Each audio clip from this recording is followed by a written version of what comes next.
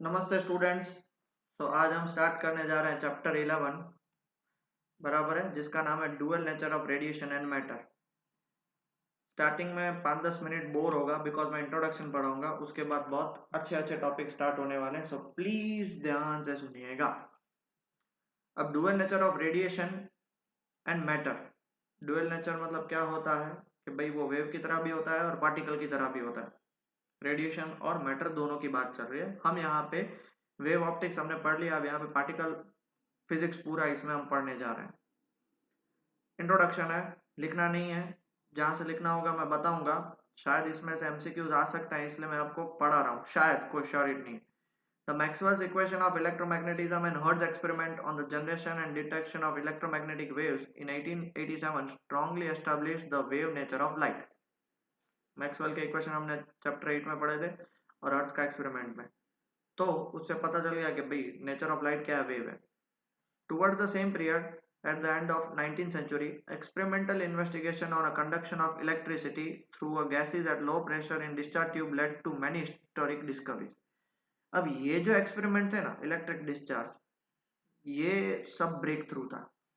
क्या कि भाई गैस लिया लो प्रेशर पे और उस पे उनको डिस्चार्ज ट्यूब मतलब उनको फिर एयर और एयर से निकाल के वैक्यूम में रखा और उस पे फिर एक्सपेरिमेंट करते गए कि भाई इतना करंट डाला, इतना पोटेंशियल डिफरेंस डाला, ये किया वो किया, ये सब हुआ। यही सारी चीज है। सबसे पहले हुआ था discovery of X rays by Roentgen in 1895 and of electron by J J Thomson in 1897। दोनों आजू बाजू में यही डिस्कवरी थी, वो ब्रेक थ्रू थी। One important milestones in the understanding of atomic structure. X ray से रेडिएशन पता चले और इलेक्ट्रॉन डिस्कवर हुआ, उससे तो भाई बात ही खत्म, फिर तो काम ही हो गया। It was found that at sufficiently low pressure of about 0.001 mm of mercury column, a discharge took place between the two electrodes on applying the electric field to the gas in the discharging tube. एक tube होती है discharging tube, बराबर है। अब इतने कम pressure में 0.001 mm of Hg, इतने pressure में क्या होगा, discharge took place between the two electrodes, एक इलेक्ट्रोड यहाँ पे, एक इलेक्ट्रोड यहाँ पे, ऐसा, ठीक है, okay. To the gas in the discharge tube, यहाँ पे गैस के जो मॉलिक्यूल्स हैं वो डिस्चार्ज हो जाते हैं सारे, ओके। अब fluorescent glow appeared on the glass opposite to cathode, ये मान लेते हैं ये कैथोड है तो इसके ऑपोजिट यहाँ पे ग्लास है, तो यहाँ पे बिल्कुल फ्लोरेसेंट, फ्लोरेसेंट मतलब वहां पे ब्राइट स्पॉट हो जाता है, okay. The color of glow of the glass depends on the type of glass, it being yellow greenish for soda glass. अगर मान लो सोडा ग्लास है तो उस पर येलो ग्रीन होगा, अगर और कोई कलर और कोई ग्लास लेता तो और कोई कलर होता। The cause of the fluorescence was attributed to the radiation which appeared to the coming from the cathode. Cathode से जो भी रेडिएशन इस पे स्ट्राइक हो रहे थे उसके कारण यहाँ पे क्या हो रहा था, फ्लोरेसेंस हो रहा। These cathode rays were discovered in 1870 by William Crookes, who later in 1879 suggests that these rays consisted of streams of fast moving negatively charged particles.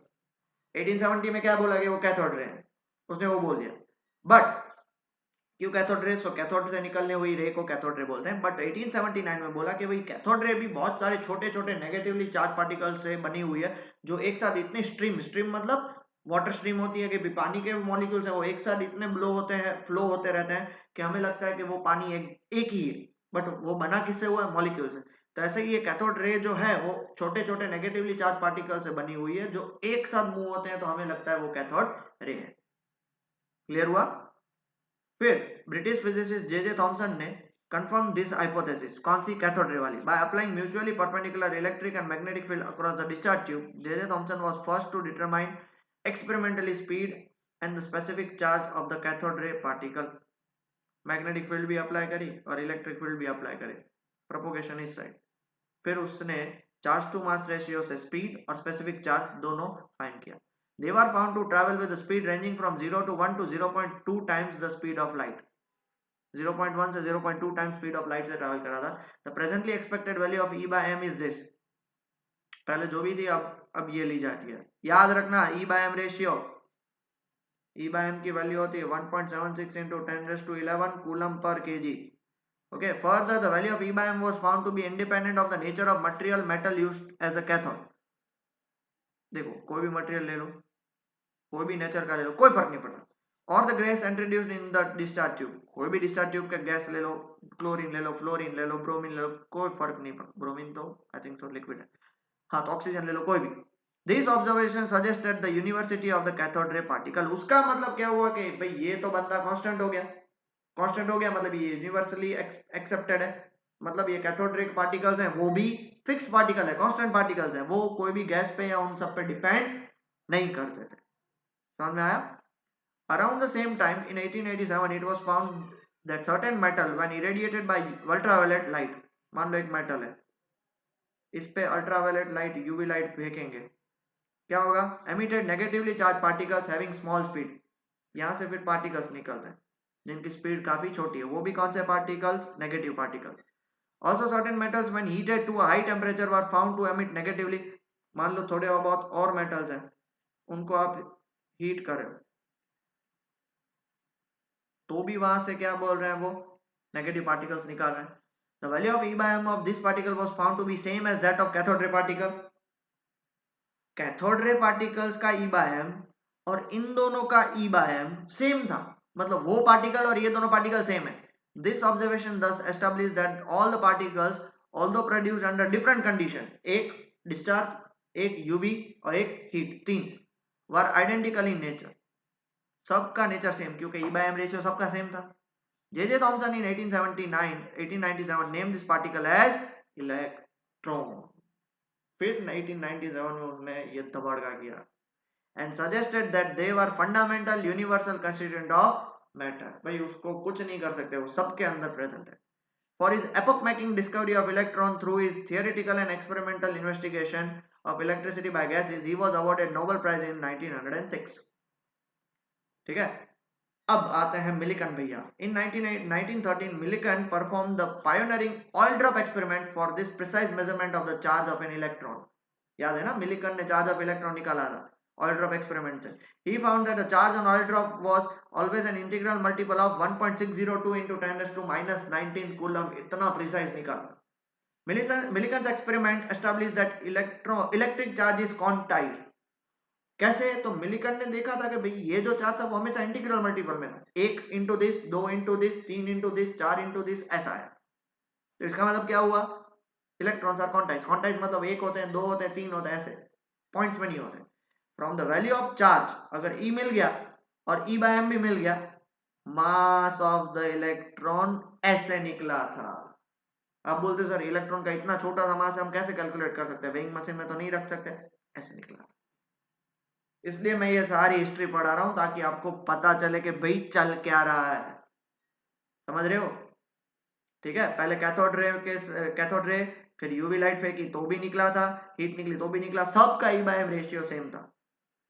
फिर वो E by M ratio fix था, फिर उसने उसने कौन से ने नाम दिया भाई, जे थॉमसन ने नाम दिया उसे इलेक्ट्रॉन।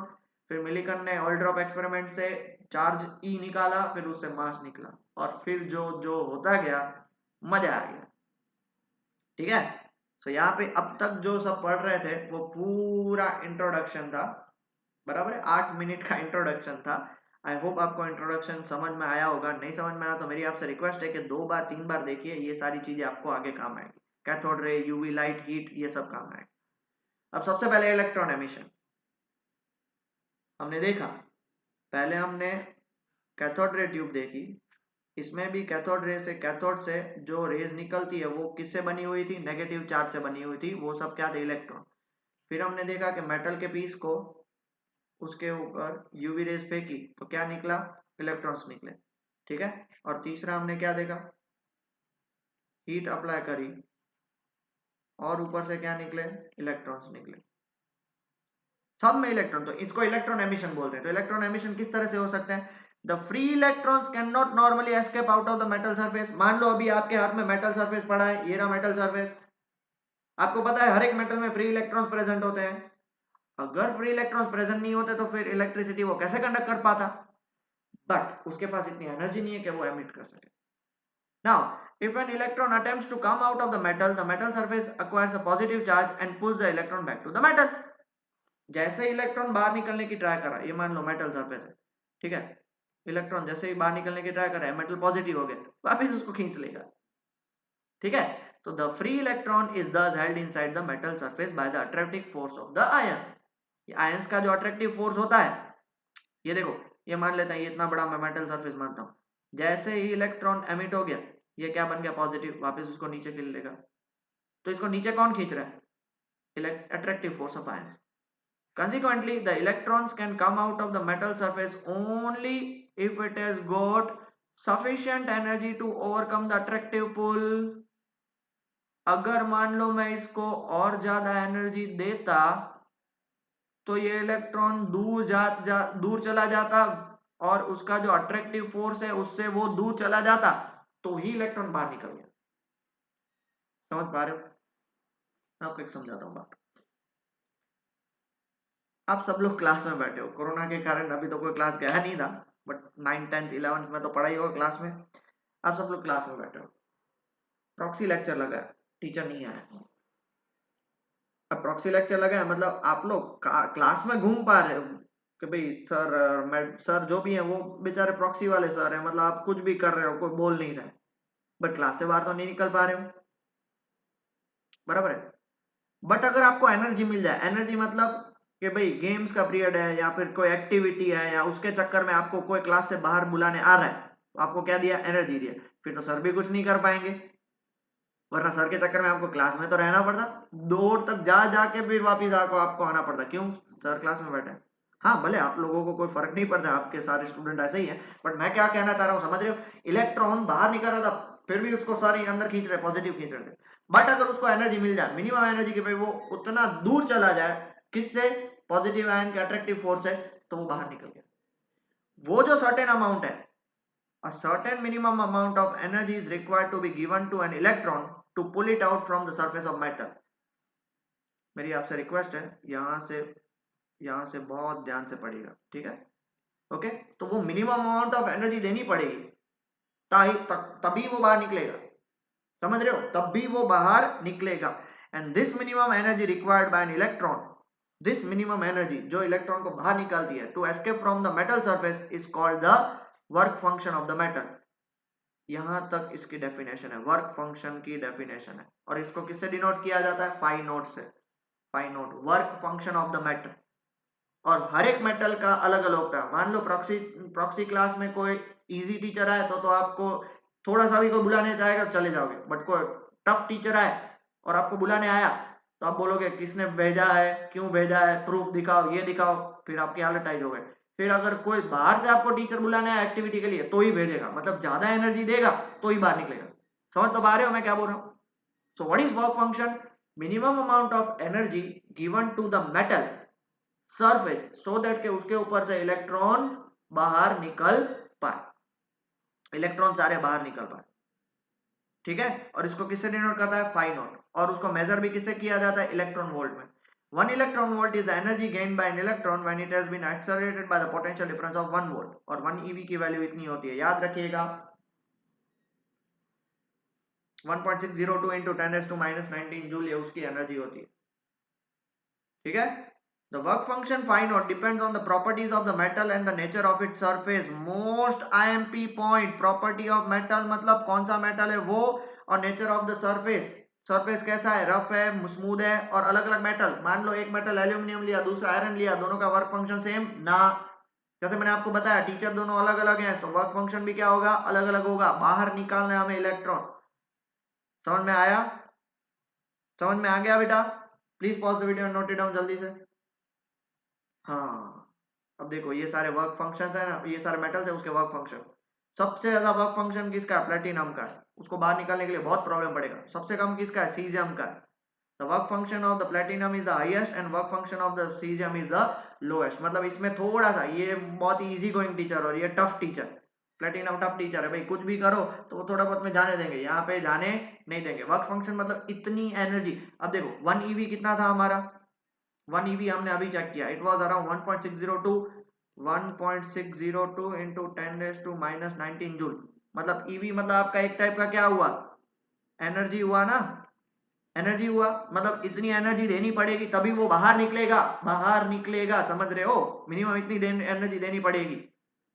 क्लियर हुआ, क्लियर हो गया बेटा, ओके।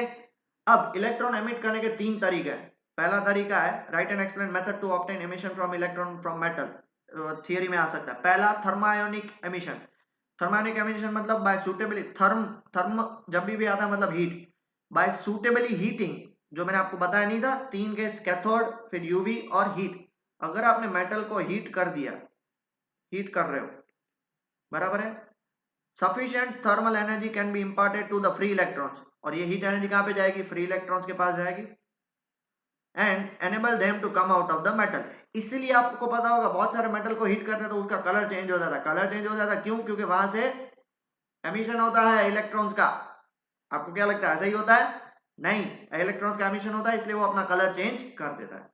यह पहला थर्मायोनिक एमिशन। दूसरा field emission, by applying a very strong electric field of the order of this to a metal. Strong electric field इसमें अप्लाई कर दी, electrons can be pulled out from the metal as in a spark plug. Spark plug क्या होता है पता है? Spark plug आपने देखा है, उसमें जितना इतने कम अमाउंट में फटाफट से फील्ड ये इतना वोल्ट दे देते हैं कि स्पार्क निकलता है बाहर। स्पार्क मतलब इलेक्ट्रॉन्स बाहर निकल रहे हैं। अब ऑब्वियस सी बात है, इतना आप वोल्टेज अप्लाई करोगे तो ईवी 1 EV मतलब उसमें इतना गेन कर लेगा तो उसमें जूल्स की एनर्जी आ जाएगी और वो सीधा बाहर निकल जाएगा। और तीसरा जो मेरा सबसे फेवरेट है, फोटो इलेक्ट्रिक एमिशन। जो हमने देखा था ना, कोई भी मेटल होता है उसमें आप यूवी लाइट फेंकोगे तो क्या निकलेंगे, इलेक्ट्रॉन। कैसे?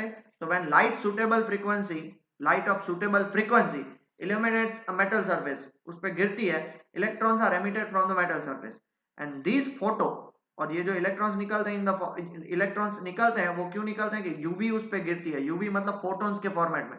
Photo light generated electrons are called photo electrons. और सिंस फोटॉन्स इस पे गिरते हैं, आपने तो बोला सर लाइट गिरा रहे हो, तो लाइट के 2 नेचर होते हैं, ये आपको पता है, एक वेव और दूसरा पार्टिकल। तो इस पे गिरता कौन है, पार्टिकल नेचर। इसलिए जो फोटॉन्स गिरे उसके कारण इलेक्ट्रॉन्स निकले, उसको हम क्या बोलते हैं, फोटो इलेक्ट्रॉन। और हमें नेक्स्ट लेक्चर में इसमें इसके बारे में ही डिटेल में पढ़ना है। आगे समझ में बेटा? पक्का? आगे बढ़े बेटा? लिख लिया? डन। अब ये जो सारा एक्सपेरिमेंट करने के पीछे 3 बंदों का काम था, एक हर्ट्ज का और दूसरे 2 बंदों को हम बाद में पढ़ेंगे, पहले हर्ट्ज के बारे में पढ़ते हैं। The phenomena of photoelectric emission was discovered in 1887 by Hertz during his electromagnetic wave experiment. In his experimental investigation on the production of electromagnetic waves by means of spark discharge, Hertz observed that high voltage spark across the detector loop were enhanced when the emitter plate was illuminated by ultraviolet light from arc lamp. Hertz का जो experiment था ना बेटा, hertz का experiment, उसमें ऐसा था कि जैसे ही उसने इलेक्ट्रोमैग्नेटिक वेव्स निकली हर्ट्ज के एक्सपेरिमेंट में, तो उसने जैसे ही अपना क्या बोलते हैं स्पार्क डिस्चार्ज करवाया तो इलेक्ट्रोमैग्नेटिक वेव्स निकली। बट उसने देखा कि इस स्पार्क डिस्चार्ज को मैं ज्यादा वोल्टेज देता हूं, ज्यादा वोल्टेज, देखो हाई वोल्टेज स्पार्क मैं दे रहा हूं, तो एमिटर प्लेट से बहुत सारे क्या बोलते हैं, when the emitter plate was illuminated by ultraviolet light, spark discharge ज्यादा हो रहा है। एमिटर प्लेट थी, उस पे अगर आप ज्यादा यूवी रेज फेंक रहे हो तो स्पार्क डिस्चार्ज भी बहुत ज्यादा हो रहा है। Hertz observed that high voltage spark across the detected loop were enhanced. हो तो रहा था वोल्टेज स्पार्क, बट जैसे ही अल्ट्रावायलेट लाइट फेंकी तो वो एनहेंस हो गया। एनहेंस मतलब ज्यादा फेंक रहे थे, ज्यादा हो रहा था।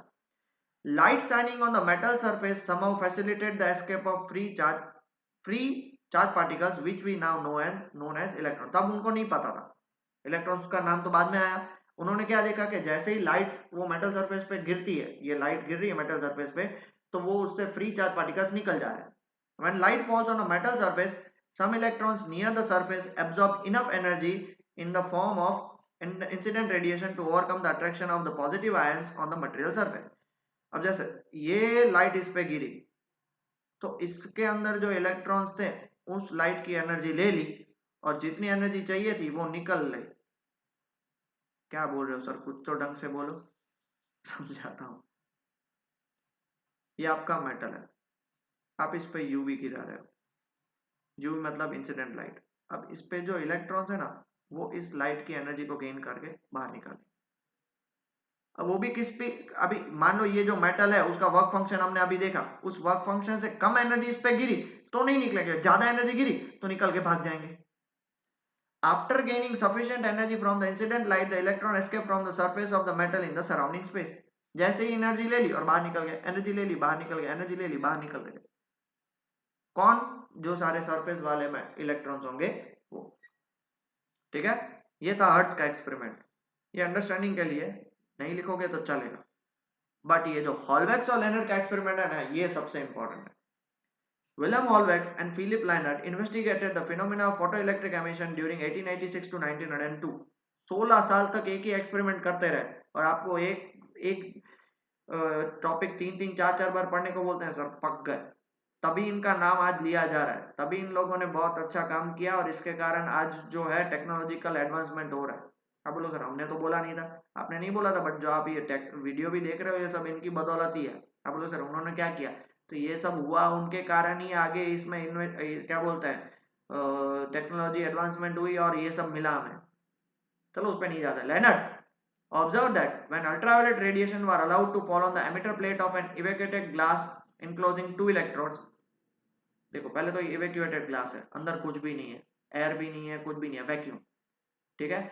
एमिटर मतलब कैथोड. कैथोड का ही दूसरा नाम क्या है?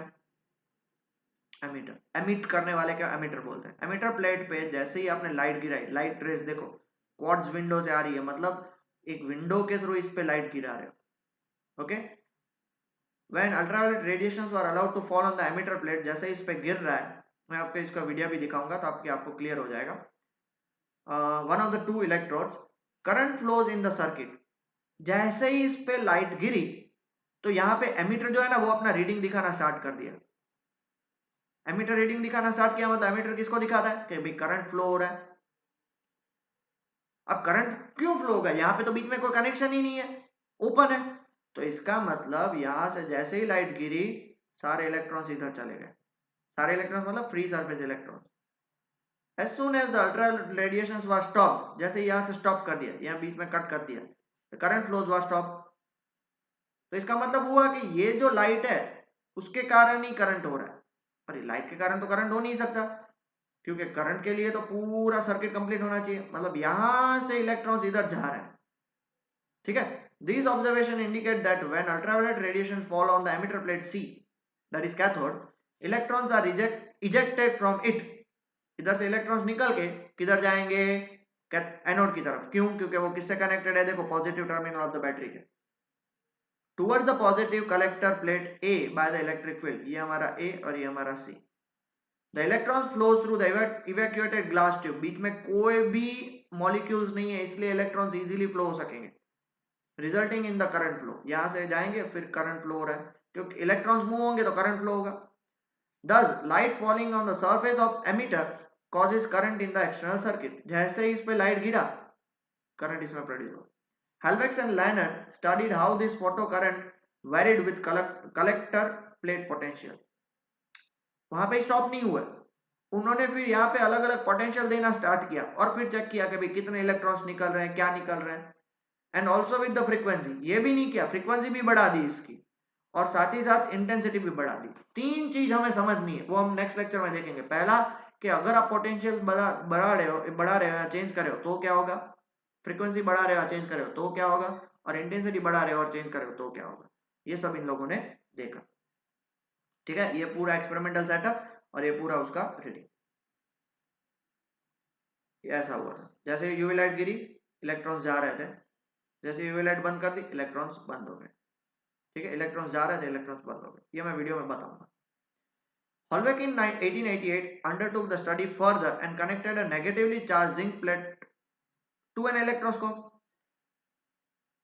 कौन सी चार्ज है? नेगेटिवली चार्ज जिंक प्लेट है. कहां पे कनेक्ट कर दिया? इलेक्ट्रोस्कोप. इलेक्ट्रोस्कोप पता है ना, चार्ज कैलकुलेट करने के लिए और चार्ज है या नहीं बताने के लिए. He observed that the zinc plate lost its charge when it was illuminated by ultraviolet light. जैसे ही अल्ट्रावायलेट लाइट से मैंने इस पे इल्यूमिनेट किया जिंक प्लेट का चार्ज निकल गया. Further, the uncharged zinc plate became positively charged when it was irradiated by ultraviolet light. और ये जो देखो पहले तो नेगेटिव थी, नेगेटिव से वो क्या होगी? अनचार्ज. और ज्यादा यूवी दे रहे हो तो देखो पहले यूवी दिया तो उससे वो क्या हुई? नेगेटिव से फर्स्ट केस में जब यूवी दिया तो नेगेटिव टू वो क्या होगी, न्यूट्रल, अनचार्ज। और ज्यादा यूवी दिया तो न्यूट्रल से वो क्या होगी, पॉजिटिव चार्ज। अब पॉजिटिव चार्ज क्यों हो जाता है, तो उसके इलेक्ट्रॉन जब जाएंगे तब, तो इसका मतलब ये हुआ कि ये यूवी थे, उसके कारण वो इलेक्ट्रॉन्स मूव हो रहे हैं। Now positive charge on a positively charged zinc plate was found to be further enhanced. अब और ज्यादा यूवी दिया तो ये पॉजिटिव था, वो क्या हो गया, more positive. When it was illuminated by ultraviolet light, और ज्यादा, पहले यूवी दिया तो न्यूट्रल हुआ, फिर यूवी दिया तो पॉजिटिव हुआ, फिर यूवी दिया तो और पॉजिटिव हो गया। From this observation, he concluded that negatively charged particles were emitted from the zinc plate under the action of ultraviolet light. तो पता कैसे चला वो सर वो नेगेटिव चार्ज थे इलेक्ट्रोस्कोप में, इसलिए तो उसको इलेक्ट्रोस्कोप से कनेक्ट कर दिया ताकि पता चले कि वो नेगेटिव चार्ज थे या नहीं थे। गायब कहाँ हो गए, क्योंकि देखो नेगेटिव से वो न्यूट्रल हुआ मतलब इलेक्ट्रॉन्स गायब हो गए, न्यूट्रल से पॉजिटिव हुआ मतलब इलेक्ट्रॉन्स और गायब हो गए, पॉजिटिव से ज्यादा पॉजिटिव हुआ तो और गायब हो गए। गया कहाँ, सारे इलेक्ट्रॉन्स के पास, इलेक्ट्रोस्कोप के पास। क्लियर हुआ। ये और प्रूफ करता है कि भाई आप अगर कोई भी लाइट फेंकोगे किसी भी प्लेट पे तो सारे इलेक्ट्रॉन चले। आप बोलोगे सर यहाँ पे डिस्चार्ज ट्यूब क्यों नहीं है, क्योंकि कंडक्टिंग वायर है उसके थ्रू यहाँ पे चले गए। समझे, ये भी लिख लेना, काम आएगा। After the discovery of the electrons in 1897, it became evident that the incident light causes electrons to be emitted from the emitter plate. फिर 1897 के बाद उनको फिक्स हो गया कि भाई इलेक्ट्रॉन्स ही थे वो जा रहे हैं। Due to negative charge the emitted electrons are pushed towards the collector plate by the electric field. बराबर है, उसको कलेक्टर प्लेट मतलब एनोड के पास लेके जा रहे थे। हॉलवेक्स and लेनर्ट also observed that when ultraviolet fell on the emitter plate, जैसे अल्ट्रावायलेट लाइट को आपने उस पर गिराया, अब ध्यान से सुनना, ये मैंने उसलिए खास करके बोल्ड लिखा है, no electrons were emitted at all when the frequency of the incident light was smaller than a certain minimum value. अगर उसकी फ्रीक्वेंसी मिनिमम वैल्यू से कम रखी, मान लो 100 फ्रीक्वेंसी है, जस्ट फॉर एन एग्जांपल, आपने 75 रखी, नो इलेक्ट्रॉन्स वर एमिटेड। 90 रखी तो भी नहीं, 99 रखी तो भी नहीं, जैसे ही मिनिमम 100 रखा तो इलेक्ट्रॉन्स बाहर निकले। 101 किया और बाहर, 102 बाहर निकलते जाएंगे। और वो जो मिनिमम वैल्यू ऑफ फ्रीक्वेंसी है उसे हम क्या बोलते हैं, थ्रेशोल्ड फ्रीक्वेंसी। सर वो मिनिमम आपने आगे भी पढ़ा था, वो वर्क फंक्शन था बेटा, ये वर्क फंक्शन था। What is work function, certain minimum amount of energy required to pull electron out, वो work function. Certain minimum frequency to pull out is called threshold frequency. and this minimum frequency depends on the nature of material of the emitter plate। कौन सी plate है उसके nature पे depend करेगी, aluminium से बना है, sodium से बना है, पोटेशियम से बना है, आयरन से बना है, उस पे, और क्योंकि मेटालिक प्लेट ही होगी। It was found that certain metal like zinc, cadmium, magnesium etc. responded only to ultraviolet light। ये याद रखना एमसीक्यू के लिए, एमसीक्यू के लिए जिंक, कैडमियम, मैग्नीशियम सिर्फ अल्ट्रावायलेट लाइट पे फेंकते थे, जिसकी शॉर्ट वेवलेंथ होती है, to cause the electron emission from the surface. However, some alkali metals such as lithium, sodium, potassium, cesium and rubidium were sensitive even to visible light। मतलब सिर्फ visible light फेंकेंगे तो भी इलेक्ट्रॉन्स निकलेंगे, whereas इनमें से इलेक्ट्रॉन निकालने के लिए हमें यूवी लाइट यूज करनी पड़ेगी। Now all these photosensitive substances emits, ये सारे photosensitive substance है, emits electrons when they are illuminated by light। मतलब उस पे अगर लाइट आप फेंकोगे तो वो इलेक्ट्रॉन्स एलिमिनेट करेंगे। Now after the discovery of electrons, these electrons were termed as photoelectrons। क्यों फोटो इलेक्ट्रॉन्स, बिकॉज फोटॉन्स फेंकने से इलेक्ट्रॉन्स निकल रहे हैं, इसलिए फोटो इलेक्ट्रॉन। और इस फिनोमिना को हम क्या बोलेंगे, फोटो इलेक्ट्रिक इफेक्ट। समझ में तो आया ना, पक्का। अब वीडियो के थ्रू मैं आपको समझाता हूं। देखो ये हमारे भैया है हर्ट्ज, बराबर है, उन्होंने इलेक्ट्रोमैग्नेटिक वेव्स स्पार्क डिस्चार्ज से किया था फोटो इलेक्ट्रिक इफेक्ट, तभी भी उसने पढ़ा, मैंने जैसे आपको बताया। He observed that if cathode is irradiated with ultraviolet radiation, spark of high voltage pass through the gap between the electrodes। Ultraviolet radiation किया तो स्पार्क इजीली पास हो जाएंगे, ये उन्होंने बताया। फिर आए हॉलवर्क्स भैया, उन्होंने इसको और एडवांस लेके गए। क्या देखा कि भाई जिंक प्लेट पे जैसे जैसे फेंकते गए फोटो इलेक्ट्रॉन्स निकलते जाएंगे। ये देखो क्या हो गया, इलेक्ट्रोस्कोप जीरो हो गया, प्लेट क्या बन गई, न्यूट्रल। और ज्यादा आप अल्ट्रावायलेट फोटॉन्स फेंक रहे हो, इलेक्ट्रॉन्स और चले जाएंगे, और ज्यादा अल्ट्रावायलेट फेंक रहे हो, देख लो सारे नेगेटिव निकलते जा रहे हैं, और ये जो निकलते जा रहे हैं उसी पार्ट को हम क्या बोलते हैं, नेगेटिवली चार्ज पार्टिकल, और उसको हम बोलते हैं फोटो इलेक्ट्रॉन्स। अब ये आया हॉलबेक्स और लैनर्ड का यूवी रेज फेंकी तो इलेक्ट्रॉन्स निकलते गए। जैसे इलेक्ट्रॉन्स निकलेंगे तो वो तो एक जगह पे रुकेंगे नहीं, वो कहाँ पे जाएंगे, इसके थ्रू जाएंगे, और एमीटर रीडिंग दिखा रहा है, और बैटरी के थ्रू पास होके वापस कहाँ पे आ जाएंगे, सरफेस पे। समझ में आया? समझ में आया? जैसे ही आपने इस पे यूवी रेडिएशन फेंकी ये पूरा निकलते जाता है, और वो मिनिमम फ्रीक्वेंसी जहां से वो देखो, जहां से for emission of photo electrons the frequency of the incident light should be more than certain minimum value of called threshold frequency. वो फ्रीक्वेंसी से ज्यादा होनी चाहिए तब भी वहां से बाहर निकलेगा, उसके पहले बाहर नहीं निकलेगा। अगर इसकी फ्रीक्वेंसी कम है, थ्रेशोल्ड फ्रीक्वेंसी से कम है तो नहीं निकलेगा, अगर ज्यादा है तो निकलेगा। और वो थ्रेशोल्ड फ्रीक्वेंसी किस पे डिपेंड करती है, टाइप ऑफ मेटल पे, कौन सा मेटल आप यूज कर रहे हो। देखो अल्ट्रावायलेट की फ्रीक्वेंसी और आप निकाल सकते हो। अल्कली मेटल्स हैं वो सबसे ज्यादा फोटो सेंसिटिव हैं और सबसे ज्यादा फोटो इलेक्ट्रिक इफेक्ट दिखाते हैं। जैसे देखो ये अल्कली मेटल है, नॉर्मल विजिबल लाइट भी गिरेगा ना तो भी वो फोटो इलेक्ट्रिक इफेक्ट निकालता है। ये हमें सब किसने बताया, लैंडर ने बताया। बराबर है। और उसके बाद फोटो इलेक्ट्रिक इफेक्ट जो आइंस्टाइन ने उस पे, उसके कारण उसको नोबेल प्राइज मिला। क्लियर हो गया? ठीक है। ये जो क्या है के मैक्स और वो सब मैं आपको नेक्स्ट लेक्चर में पढ़ाऊंगा, बट आपको क्लियर हो गया इतना? आई होप आपको अच्छे से क्लियर हो चुका है। ठीक है। तो यही हमारा आज का लेक्चर था कि भाई किस हिसाब से, आज का लेक्चर बेसिकली इंट्रोडक्शन ही बोल सकते हैं, नेक्स्ट लेक्चर में मजा आएगा। और इस चैप्टर में सीबीएसई और गुजरात बोर्ड दोनों को एक ही टॉपिक काटे हैं जिसका नाम है डेविएशन जर्मर एक्सपेरिमेंट। तो हम ट्राई करेंगे कि जल्दी से यह चैप्टर खत्म हो जाए, इतना कोई बड़ा भी चैप्टर नहीं है, इसलिए मैंने आज ये चैप्टर स्टार्ट कर दिया। और वैसे देखने जाए तो 2 और 3 3 दिन में ये चैप्टर खत्म। दूसरे लेक्चर में मैं आपको 3 नहीं 4 दिन में, हाँ दूसरे लेक्चर में मुझे आपको फोटो इलेक्ट्रिक टेस्ट और वो सब करवाने पड़ेंगे, और फिर उसके बाद डी ब्रोगलीज हाइपोथेसिस। हाँ 3 दिन खत्म हो जाएगा, और चौथे दिन हम इसका क्या बोलते हैं, दैट इज वो कर लेंगे एक्सरसाइज। तो मेरी आपसे रिक्वेस्ट है प्लीज ध्यान से पढ़िए, मन लगा के पढ़िए। और मैं ये हाथ जोड़ के आपसे रिक्वेस्ट कर रहा हूँ कि अभी भी बहुत सारे स्टूडेंट्स हैं, I know they are technocrats, अपने आप को टेक्नोलॉजी में मास्टर मानते हैं। टेक्नोलॉजी में मास्टर मानने से कुछ नहीं होगा। वो लोग क्या करते हैं, वीडियो को रिकॉर्ड कर देते हैं, और वे रिकॉर्ड करते हैं और डाउनलोड भी कर लेते हैं। बेटा मेरे पास ये सारे वीडियोस हैं, मैं ही आपको दे दूंगा बाद में, मैं रख के कुछ नहीं करूंगा।